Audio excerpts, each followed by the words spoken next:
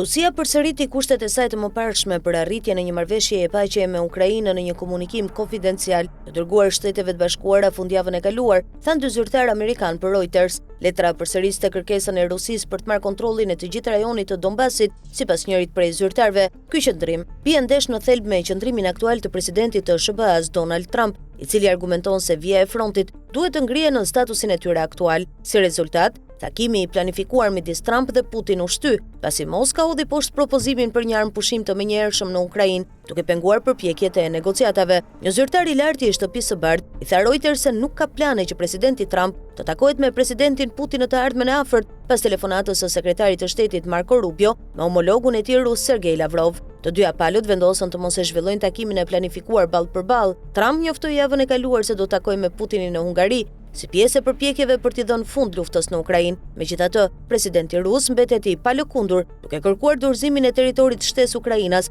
përpara çdo armë pushimi. Udhëheqësit evropianë kanë kërkuar Washingtonit të qëndrojë vendosur në kërkesën e tij për një armë pushim të menjëhershëm, bazuar në vijat ekzistuese të frontit. Trump, i cili kishte folur në telefon me Putin dhe ishte takuar me presidentin e Ukrainës, Volodymyr Zelensky, shpresonte për një samit të ri pas takimit të dështuar të gushtit në Alaska. Përgatitjet për samitin hasën në një pengesë pasi takimi paraprak Rubio-Lavrov, i cili ishte planifikuar të zhvillohej në Budapest, u shty.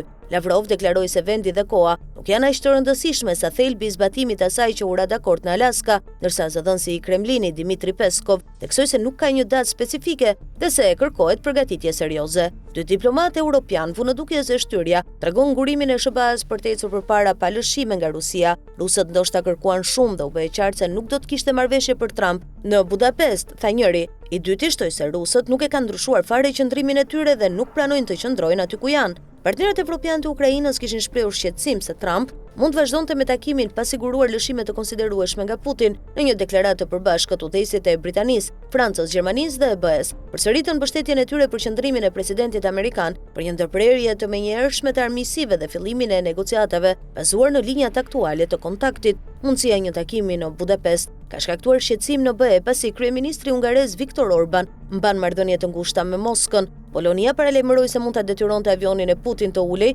nëse kalonte nëpër hapësirën e saj ajrore, ndërsa Bullgaria njoftoi se do të lejonte tranzitin.